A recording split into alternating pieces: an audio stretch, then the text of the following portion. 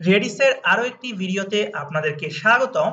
আমরা ইতিমধ্যে গত পর্বে জেনেছি যে রেডিস নিয়ে আমরা একটি সম্পূর্ণ সিরিজ করতে চলেছি এবং তারই ধারাবাহিকতায় এটি হচ্ছে রেডিসের দ্বিতীয় ভিডিও এবং এই ভিডিওতে মূলত আমরা জানবো হোয়াট ইজ রেডিস। তাহলে চলুন, হোয়াট ইজ রেডিস, রেডিস মূলত আসলে কি? যদি এইখানে আমরা এক নজরে দেখি তাহলে আসলে বিষয়টা একটু বুঝতে পারবো আমরা। এর পরবর্তীতে আমি এক্সপ্লেইন করব আসলে রেডিস কি।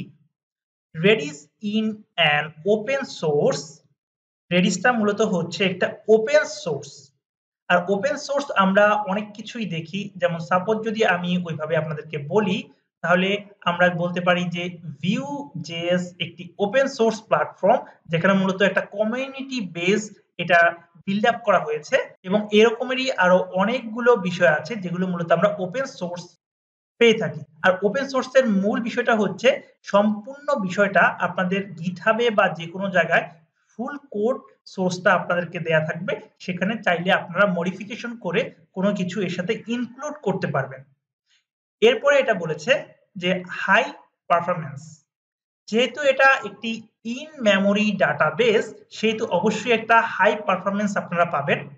যদি আপনারা একটা বিষয় চিন্তা করেন, আপনারা আপনাদের ব্রাউজারে যান এবং ব্রাউজারে যে যদি আপনারা কোনো ডাটা রাখেন তাহলে আপনারা বুঝতে পারবেন এটা কতটা স্পিড ওয়েতে কাজ করে।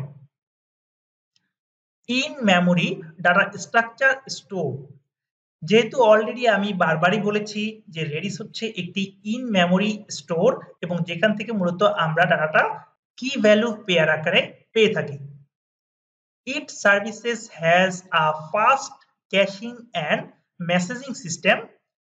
এটা মূলত একটা ক্যাশিং ডাটাবেজের মতো কাজ করবে এবং যেটা মূলত আমাদেরকে মেসেজ ব্রডকাস্টের মতো একটা সিস্টেমেটিক ওয়ে প্রোভাইড করবে।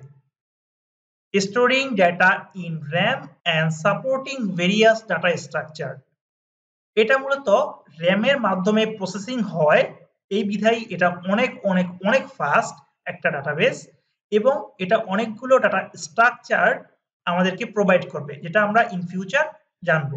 আমি সাপোজ আপনাদেরকে বলতে পারি আপনারা চাইলে স্ট্রিং আকারে এখানে ডাটা সেভ করতে পারবেন অথবা চাইলে জেসন ফরম্যাটে ডাটা সেভ করতে পারবেন এবং হ্যাশ ফরম্যাটেও ডাটা সেভ করতে পারেন। যখন আমরা দেখাবো এই বিষয়গুলো আপনারা ক্লিয়ার হবেন। It offers persistence options for data durability, provides replication for high availability. Redis is commonly used for caching, real-time analysis, job queue, and more. রেডিসকে মূলত ব্যবহার করা হয় ক্যাশিং ডাটাবেজের জন্য অথবা রিয়েল টাইম অ্যানালাইসিস বা কমিউনিকেশনের জন্য এবং জব কিউতেও এটা খুব ভালো পারফরমেন্স করে থাকে। Due to its speed, simplicity and versatility, এটার বহুমুখী ব্যবহারের জন্য এবং খুব স্পিড হওয়ার জন্য এটা খুবই একটা ফেমাস ডাটাবেস। সো ফ্রেন্ড, আশা করি আপনারা এইটুকু ধারণা পেয়েছেন আসলে হোয়াট ইজ রেডিস, রেডিস মূলত আসলে কি। এর পরবর্তীতে মূলত আমরা রেডিস সম্পর্কে অন্যান্য যে বিষয়গুলো আছে সেগুলো জানবো। সো ফ্রেন্ড, পরিশেষে সকলে সুস্বাস্থ্য কামনা করে আমরা আমাদের আজকের টিউটোরিয়াল এখানে শেষ করছি। আসসালামু আলাইকুম ওয়া রাহমাতুল্লাহি ওয়া বারাকাতুহু।